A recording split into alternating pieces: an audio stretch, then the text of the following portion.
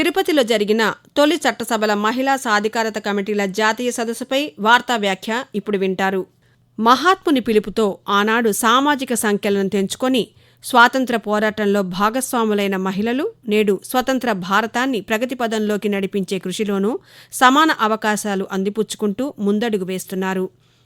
బాధ్యతాయుతమైన నాయకత్వ స్థానంలోకి మహిళలు ఎంత ఎక్కువగా వస్తే అంత అధికంగా వారి సామాజిక ఆర్థిక స్థితిగతులు మెరుగవడంతో పాటు భారతావని ప్రగతికి అది ఆలంబన అవుతుందనేది నిర్వివాదం.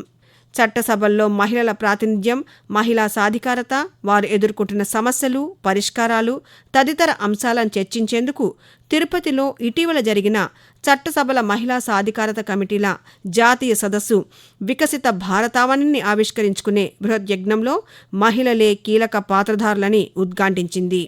సదస్సు సందర్భంగా విడుదల చేసిన సావనీర్లో రాష్ట్రపతి ద్రౌపది ముర్ము సందేశమిస్తూ పార్లమెంటు మహిళా సాధికారత కమిటీ ఏర్పాటైనప్పటి నుంచి అన్ని రంగాల్లో మహిళల అభివృద్ధికి తనదైన కృషి చేసిందని ప్రశంసించారు. సాధికార కమిటీ చేసిన అనేక ప్రయత్నాలతో గణనీయమైన శాఖాపరమైన సంస్కరణలు వచ్చాయన్నారు. ఈ సదస్సు దేశవ్యాప్త కార్యాచరణ రూపకల్పనకు వేదికగా నిలవాలని ఆకాంక్షించారు. మహిళలు ప్రతి రంగంలోనూ ప్రతిభ చూపుతున్నారని, విద్య, ఉపాధి, పాలనా రంగాల్లో స్త్రీలకు సమానమైన అవకాశాలు వచ్చినప్పుడే వారు శక్తిమంతులు అవుతారని ప్రధానమంత్రి నరేంద్ర మోదీ తన సందేశంలో అభిప్రాయం వ్యక్తం చేశారు.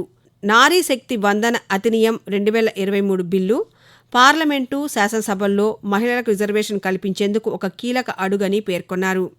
సదస్సును ప్రారంభించిన లోక్సభ స్పీకర్ ఓం బిర్లా మాట్లాడుతూ ప్రతి పంచాయతీ నుంచి పార్లమెంటు వరకు మహిళల ప్రాతినిధ్యం పెరిగితే వారు ఎదుర్కొంటున్న సమస్యలు అధిగమించవచ్చని అభిప్రాయం వెలిబుచ్చారు. గ్రామీణ ప్రాంతాల్లో మహిళల నాయకత్వం బలపడాలని ఆకాంక్షించారు. వికసిత్ భారత్ సాధనకు స్త్రీల సాధికారత, అభివృద్ధే పునాదిగా ఉంటుందన్నారు.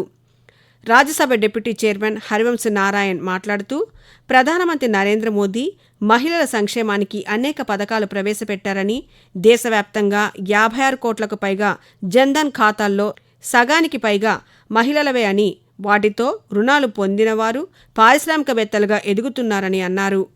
సదస్సులో పాల్గొన్న ఆంధ్రప్రదేశ్ గవర్నర్ అబ్దుల్ నజీర్ తన ప్రసంగంలో వేదాలు స్త్రీలకిచ్చిన ప్రాతినిధ్యాన్ని వివరించారు.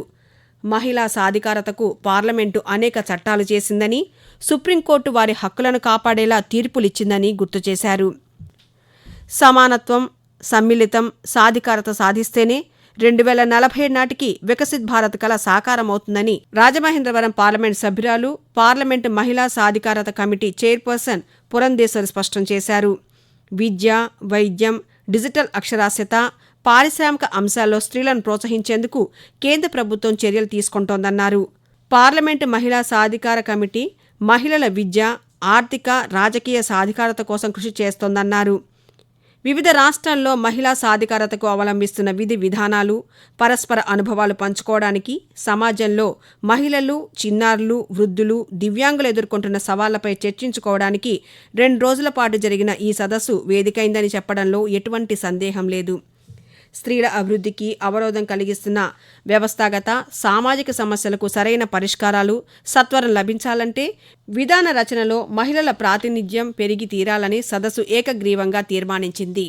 స్థానిక సంస్థల్లో స్త్రీలకు 33% రిజర్వేషన్లు కల్పిస్తూ రాజ్యాంగాన్ని సవరించిన నేపథ్యంలో అట్టడుగు వర్గాలకు అభివృద్ధి ఫలాలు అందాలంటే విభిన్న నేపథ్యాలకు చెందినవారు చట్టసభల్లోకి అడుగుపెట్టాలని సదస్సు సందర్భంగా జరిగిన చర్చల్లో సభ్యులందరూ ఏకాభిప్రాయం వ్యక్తం చేశారు.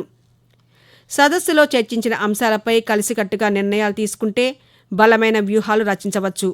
ఆ మేరకు పాలనలో మహిళలు క్రియాశీలక భూమిక పోషించే విధంగా రాజకీయ పార్టీలన్నీ చేయూతనందించాలి. చట్టసభల మహిళా సాధికారత కమిటీల జాతీయ సదస్సులో తీసుకున్న తీర్మానాలు, చర్చల సారాంశాలు ఆచరణ రూపం దాల్చినప్పుడే నిజమైన స్త్రీ సాధికారత సాధన సాధ్యమవుతుంది. తిరుపతిలో జరిగిన తొలి చట్టసభల మహిళా సాధికారత కమిటీల జాతీయ సదస్సుపై వార్తా వ్యాఖ్య మీరిప్పటి వరకు విన్నారు.